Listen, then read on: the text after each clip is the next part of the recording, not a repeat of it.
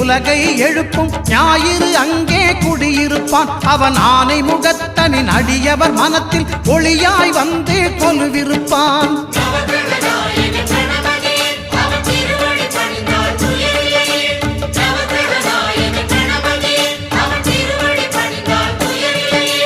ஒன்பது கோளும் ஒன்றாய் காண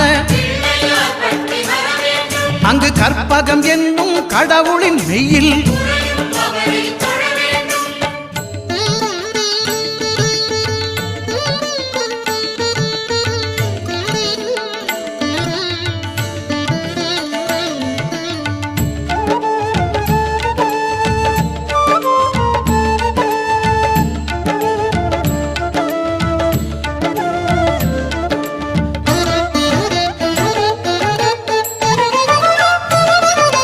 திங்கள் பகவான் திருமுகம் காண